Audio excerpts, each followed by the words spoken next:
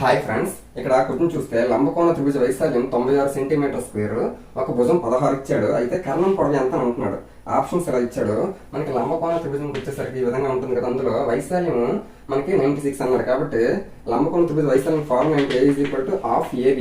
ఇప్పుడు చూస్తే ఏ ఆల్రెడీ 96 అని ఇచ్చాడు. హాఫ్ AB అంటే భుజాలు కదా, ఇది A ఇది B అనుకుంటే భుజాల్లో ఒక భుజం 16 ఇచ్చాడు. కాబట్టి 16 ఇంటూ B అనేది రెండో తెలుసుకున్నాం.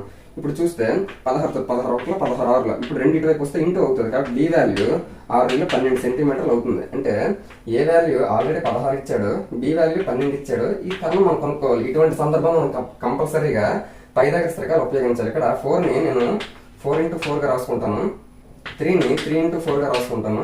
ఇక్కడ చూస్తే ఇక్కడ ఇంటూ 4 చేశాడు, ఇక్కడ ఇంటూ 4 చేశాడు. కంపల్సరీ ఇక్కడ కూడా ఇంటూ 4 చేయాలి. ఇప్పుడు చూస్తే పై దగ్గర స్థిరకం ఏ అప్లై అయిందో చూద్దాం. ఇక్కడ 3 ఇక్కడ 4 3 4 కర్ణం ఆటోమేటిక్ ఏమవుతుంది? 5 కదా అవుతుంది. ఆ 5 ఇక్కడ పెట్టాలి. అంటే 5 × 4 ఇప్పుడు ఏమవుతుంది? 20 అనేది అవుతుంది. ఆ విధంగా చూస్తే 3 × 4 12, 4 × 4 16, 5 × 4 20. అంటే ఇక్కడ కావాల్సిన కర్ణం 20 సెంటీమీటర్.